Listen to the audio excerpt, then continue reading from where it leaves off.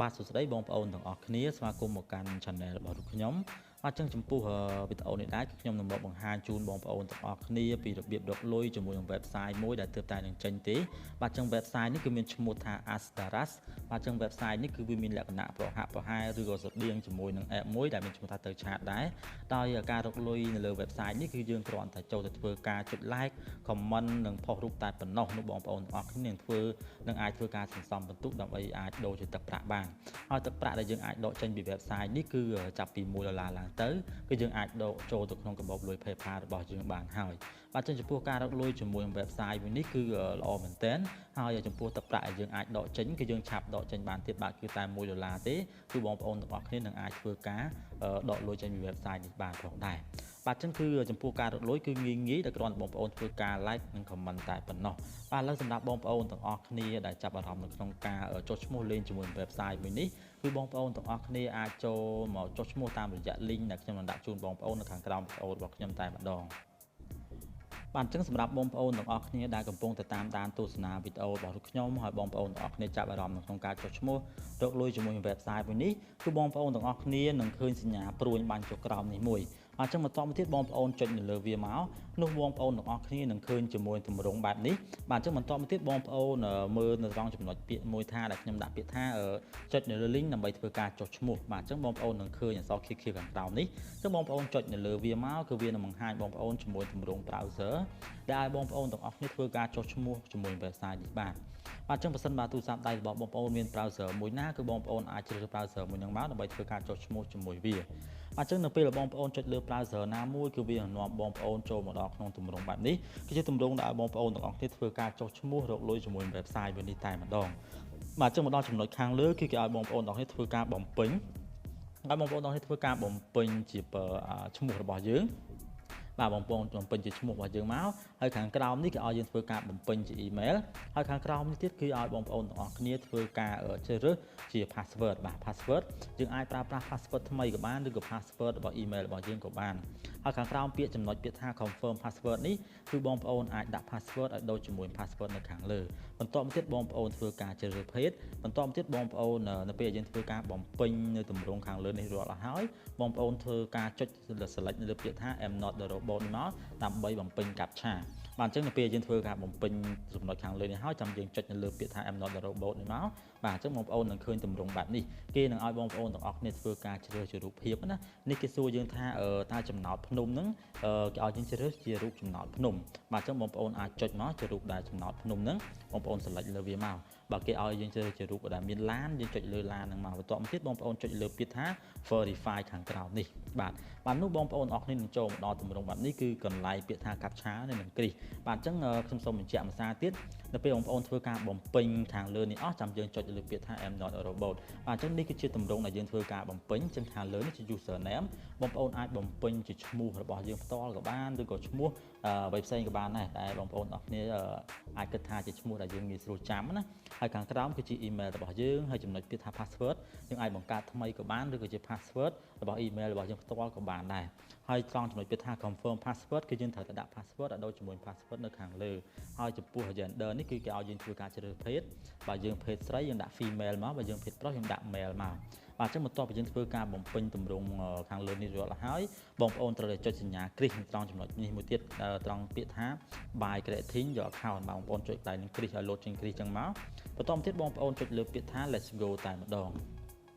បាទចឹងបន្ទាប់ពីបងប្អូនចុចលើពាក្យថា let's go គឺវានឹងនាំយើងចូលមកដល់ក្នុងទម្រង់បែបនេះទម្រង់នេះគេឲ្យយើងធ្វើការបំពេញ3ដំណាក់កាលទៀតបាទចឹងដំណាក់កាលទី1គេឲ្យយើងធ្វើការជ្រើសរើសបំពេញជារូបថតរបស់យើងណាបាទចឹងកន្លែងហ្នឹងបងប្អូនអាចចុចលើសញ្ញាកាមេរ៉ានេះតែម្ដងទៅដើម្បីចូលទៅជ្រើសរើសរូបភាពពីកាមេរ៉ា roll របស់យើងឬក៏ពី gallery ណាបាទចឹងបងប្អូនទាំងអស់គ្នាទៅពេលយើងចុចទៅលើរូបភាពហ្នឹងគឺវានឹងបង្ហាញបងប្អូនទាំងអស់គ្នាត្រង់ចំណុចនេះចឹងបងប្អូនគ្រាន់ចុចលើពាក្យថា allow នេះមកគឺនឹងមានន័យថាយើងយល់ព្រមឲ្យ browser នេះវាទៅសហការជាមួយនឹង gallery ឬក៏រូបថតរបស់យើងបងប្អូនចុចលើពាក្យថា allow នេះមកបន្តមកទៀតបងប្អូនទៅ select រូបថតបាទអញ្ចឹងខ្ញុំសូមបំពេញរូបថតខ្ញុំនៅកន្លែងហ្នឹងអញ្ចឹងបងប្អូនអាចយករូបថតរបស់យើងមកយើងបំពេញនឹងត្រង់ចំណុចដូចគ្នាអញ្ចឹងនៅពេលយើងចុច upload ទៅបន្តមកទៀតបងប្អូនទាំងអស់គ្នាចុចលើពាក្យថា save and continue នេះមកគឺវានឹងបង្ហាញបងប្អូនទាំងអស់គ្នាជាមួយនឹងការបំពេញនៅទម្រង់ទី2 បាទចឹងចំពោះទម្រង់ទី2គឺគេឲ្យបងប្អូនទាំងអស់គ្នាបំពេញជាព័ត៌មានផ្ទាល់ខ្លួនរបស់យើងបាទចឹងខាងលើនេះគឺជាឈ្មោះដើមបាទខាងក្រោមនេះគឺជាឈ្មោះបាទគេខាងលើជានាមតកូលខាងក្រោមគឺជាឈ្មោះបាទចឹងកន្លែងហ្នឹងគឺសម្រាប់ខ្ញុំសូមណែនាំបងប្អូនទាំងគ្នាបំពេញជាឈ្មោះពិតតែម្ដងទៅហើយខាងក្រោមនេះគេឲ្យយើងធ្វើការ select ជាប្រទេសរបស់យើងណាបាទអញ្ចឹងបងប្អូនអាចធ្វើការបំពេញតាមដំណាក់កាលនេះមកបាទអញ្ចឹងខាងលើនេះនៅពេលយើងធ្វើការបំពេញឈ្មោះរួចរាល់អស់ហើយបងប្អូន select លើពាក្យថា select country បន្ទាប់មកទៀតបងប្អូននឹងឃើញចំណុចនេះគេឲ្យយើងធ្វើការជ្រើសប្រទេសបងប្អូន scroll ឡើងមកលើបន្តិចមកបងប្អូននឹងឃើញឈ្មោះប្រទេសរបស់យើងហើយឈ្មោះប្រទេសរបស់យើងគឺ Cambodia អញ្ចឹងបងប្អូនចុចលើសញ្ញាបំមូលនេះមកវានឹង load ហើយបាទអញ្ចឹងបន្ទាប់ទៀតនៅខាងក្រោមត្រង់ចំណុចពាក្យថា birthday នេះគឺបងប្អូនចុចនៅលើវាមកគេនឹងឲ្យបងប្អូនធ្វើការជ្រើសរើសជាថ្ងៃខែឆ្នាំកំណើតរបស់យើងហើយខាងក្រោមនេះជាថ្ងៃបងប្អូនកើតថ្ងៃណាបងប្អូនជ្រើសថ្ងៃហ្នឹងមកហើយខាងលើនេះជាឆ្នាំបងប្អូនចុចសញ្ញាព្រួញកន្លែងនេះមកវានឹងឲ្យបងប្អូនធ្វើការជ្រើសរើសឆ្នាំហើយបាទអញ្ចឹងយើងកាត់ឆ្នាំណាដាក់ឆ្នាំហ្នឹងទៅហើយខាងកន្លែងនេះទៀតខាងឆ្វេងដៃនេះទៀតគឺជាខែបងប្អូនចុចសញ្ញាព្រួញចុះក្រោមមកបងប្អូននឹងឃើញខែហើយខែនេះគឺជាខែដែលយើងបង្ហាញជាភាសាអង់គ្លេសណាបាទអញ្ចឹងបងប្អូនអាចដាក់ថ្ងៃខែឆ្នាំកំណើតពិតក៏បានឬក៏មិនពិតក៏បានដែរត្រង់ចំណុចហ្នឹងបាទចឹងបន្តទៀតបងប្អូននៅពេលយើងធ្វើការបំពេញរួចរាល់អស់ហើយបងប្អូននឹងឃើញហើយនេះគឺជាព័ត៌មានផ្ទាល់ខ្លួនបន្តមកទៀតបងប្អូនអាចចុចលើពាក្យថា save and continue នេះមកបងប្អូនចុចលើ save and continue នេះមកគឺវានឹងឲ្យយើងធ្វើការបំពេញនៅទម្រង់ទី3បាទទម្រង់ទី3នេះគឺឲ្យយើងធ្វើការ follow អ្នកដែលគាត់ប្រើប្រាស់ website នេះ website នេះដែលគាត់ល្បីឈ្មោះណាពេលថាគាត់ជាអ្នកដែលប្រើប្រាស់សកម្មនៅក្នុង website ហ្នឹងហើយគាត់មានឈ្មោះបោះសម្លេងឬយើងអាចនិយាយថា famous គាត់ល្បីនៅក្នុង website នេះតែម្ដងបាទអញ្ចឹងកន្លែងហ្នឹងគឺមានចំនួន20នាក់បងប្អូននឹងឃើញទម្រង់ទី3គឺការ follow អញ្ចឹងបងប្អូនអាចធ្វើការអស់វាឡើងលើរហូតបងប្អូននឹងឃើញជាមួយទម្រង់បែបនេះនៅពេលចុងបញ្ចប់បងប្អូននឹងឃើញអ្នកទី20បងប្អូននឹងឃើញពាក្យនេះដែលគេថា follow 20នាក់ហើយ finish បាទអញ្ចឹងកន្លែងហ្នឹងបងប្អូនអាច scroll ឡើងលើមកយើង scroll ឡើងលើអញ្ចឹងមកយើងនឹងដល់ចំណុចបែបនេះបន្តមកទៀតបងប្អូនចុចលើពាក្យថា follow 20 and finish ហ្នឹងមកបាទគឺវានឹងនាំបងប្អូនចូលមកក្នុងទម្រង់ website នេះតែម្ដងបាទអញ្ចឹងនៅពេលដែលយើងបំពេញ3ទម្រង់នេះរាល់អស់ហើយបងប្អូនអាចចុចលើពាក្យថា follow នេះមកដើម្បីយើងយល់ព្រមដើម្បីកំណត់ទីតាំង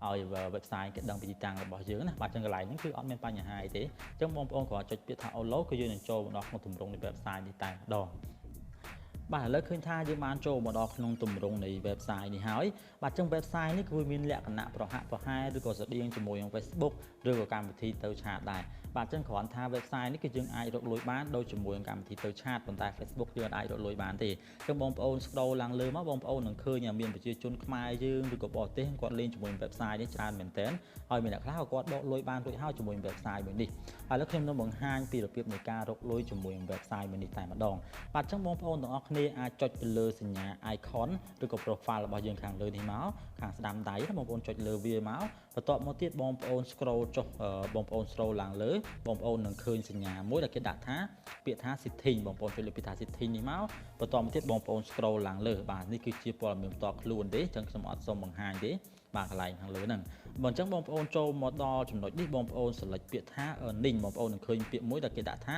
earning បាទបងប្អូនចុចលើវាមក earning នេះវានឹងបង្ហាញទម្រង់4ទៀតទម្រង់ទី1គឺ my affiliate ទម្រង់ទី2គឺ my balance ទម្រង់ទី3គឺ my point ហើយទម្រង់ទី4គឺ transaction ហ្នឹងគឺការដកលុយហើយ my affiliate នេះគឺយើងអាចទៅយក link របស់យើងដើម្បីធ្វើការណែនាំមិត្តភ័ក្តិបន្តអញ្ចឹងបងប្អូនចុចលើវាមក my affiliate ហ្នឹងគឺបងប្អូននឹងឃើញ link របស់យើងហើយបងប្អូន scroll លើបងប្អូននឹងឃើញ link របស់យើងបាទអញ្ចឹងមកដល់ចំណុចនេះគឺបងប្អូនទាំងគ្នាអាចធ្វើការ copy link របស់យើងនេះចុចឲ្យជាប់មកយើងអស់អញ្ចឹងមកបងប្អូននឹងឃើញពាក្យថា copy អញ្ចឹងបងប្អូនចុចលើពាក្យថា copy ហ្នឹងមកយើងយក link នេះទៅណែនាំមិត្តភ័ក្តិរបស់យើងតាមរយៈ Messenger, Chat Messenger ឬក៏ Facebook ឬក៏បណ្ដាញ social media ឬក៏បណ្ដាញសង្គមផ្សេងៗណានៅពេលដែលគេចុះឈ្មោះតាមយើងគឺយើងទទួលបានទឹកប្រាក់ចំនួន 0.05 សេនបាទអញ្ចឹងគឺសម្រាប់ម្នាក់បាទអញ្ចឹងម្នាក់ដែលគាត់ចុះឈ្មោះតាមយើងគឺយើងទទួលបានទឹកប្រាក់ប៉ុណ្ណឹងឥឡូវខ្ញុំនឹងបង្ហាញបងប្អូនទាំងអស់គ្នាជាមួយនឹងរបៀបនៃការរកលុយទី2ជាមួយនឹង website មួយនេះអញ្ចឹងបងប្អូនមិនបាច់ចេញទៅវិញទេបងប្អូន scroll ឡើងលើទៀតមកបងប្អូននឹងឃើញត្រង់ចំណុចពាក្យថា earning នេះទៀតបងប្អូនចូលមកត្រង់ចំណុចពាក្យថា my balance គឺជាចំណុចទឹកប្រាក់របស់យើងបាទអញ្ចឹងទឹកប្រាក់របស់យើងបាទអញ្ចឹងដោយសារតែ website ខ្ញុំទើបតែចុះឈ្មោះថ្មីទេអញ្ចឹងទឹកប្រាក់របស់ខ្ញុំគឺទើបតែ 0.001 សេនទេហើយចំនួនដែលគេបានបញ្ជាក់យើងមានថា minimum ដែលយើងអាចធ្វើការដកទឹកប្រាក់ចេញពី website នេះបានគឺចំនួន$1ហើយយើងអាចដកចូលទៅក្នុងគណនី PayPal របស់យើងបាទអញ្ចឹងនៅពេលដែលខ្ញុំ គ្រប់ចំនួនដកទឹកប្រាក់គឺខ្ញុំធ្វើវីដេអូបង្ហាញជូនបងប្អូនបាទចឹងបងប្អូន scroll មកលើទៀតមកបងប្អូនចូលមកមើលចំណុចពាក្យថា my point បងប្អូនចុចលើពាក្យថា my point នេះមកគឺបងប្អូននឹងឃើញពីចំនួនពិន្ទុរបស់យើងគេនឹងបង្ហាញបងប្អូនថាតើប៉ុន្មានពិន្ទុទៅយើងអាចធ្វើការដកទឹកប្រាក់បាន$1បាទចឹងគឺចំនួនពិន្ទុគឺតរតែ10000ពិន្ទុគឺយើងអាចធ្វើការដកទឹកប្រាក់បាន$1ហើយពិន្ទុគឺយើងអាចរកតាមរបៀប3ខាងលើនេះបាទចឹងនៅពេលបងប្អូនអរគ្នាយើងចុច comment នៅលើ post របស់អ្នកដទៃណាគឺយើងទទួលបាន2ពិន្ទុហើយនៅពេលបងប្អូនទាំងអស់គ្នាយើងធ្វើការផុសរូបគឺយើងទទួលបាន10ពិន្ទុហើយនៅពេលយើងចុចទៅមើលឬក៏យើងចុច like ទៅលើរូបរបស់អ្នកដទៃគឺយើងទទួលបាន2ពិន្ទុបាទអញ្ចឹងខ្ញុំគិតថាវាអត់អីជាពិបាកទេយើងគ្រាន់ចុច like ឬក៏ចុច comment ឬក៏ផុសរូបហ្នឹងគឺយើងទទួលបានពិន្ទុហើយបងប្អូនទាំងអស់គ្នាអាចចូលទៅអាសាចុច like ទៅបងប្អូនទទួលបានពិន្ទុជាមួយនឹង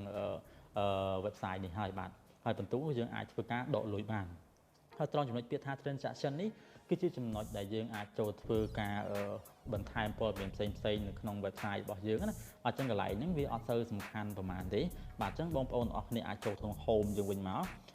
រូបផ្ទះខាងលើនេះហើយខ្ញុំនឹងបង្ហាញបងប្អូនថានៅពេលយើងចុច like ឬ comment ទៅតើពិន្ទុរបស់យើងឡើងឬទេបាទអញ្ចឹងបងប្អូនចុចលើផ្ទះហ្នឹងមកដោយសារតែអ៊ីនធឺណិតរបស់ខ្ញុំវា slow អញ្ចឹងវាអត់សូវដើរប្រហែលទេបាទឥឡូវយើងចូលមកក្នុង home របស់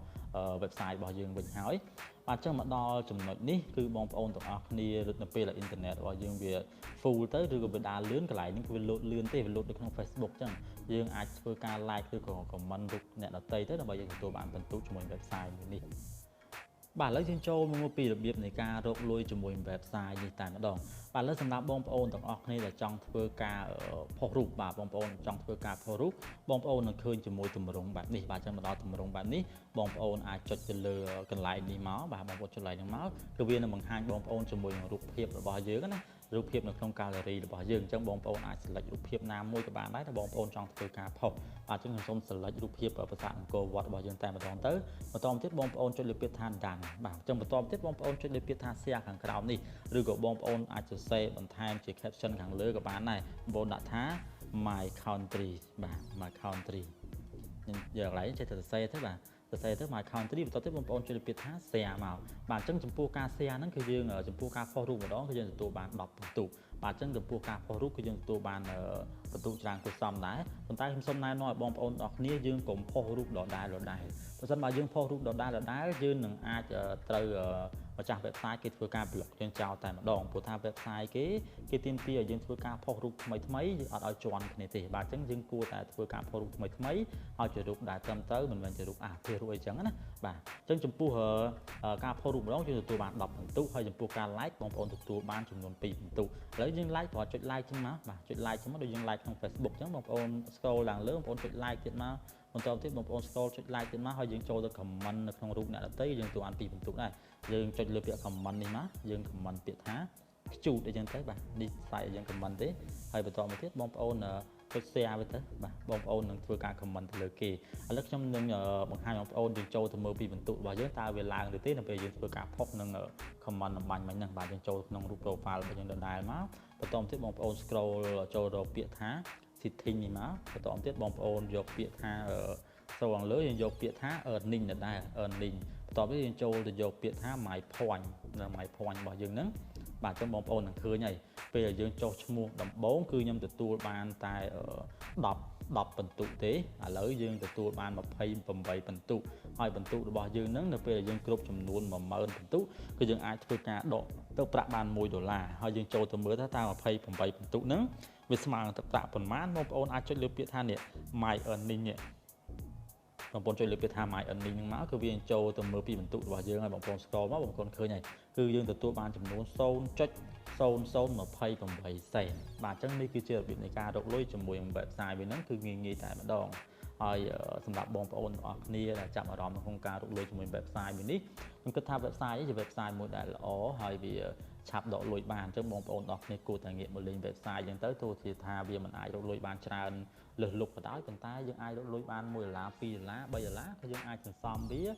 កយកមកចាយម្ដងក៏បានដែរបាទយើងសន្សំបាន$4-10ទៅយើងអាចដកមកចាយបាននៅខាងក្រៅបានហើយ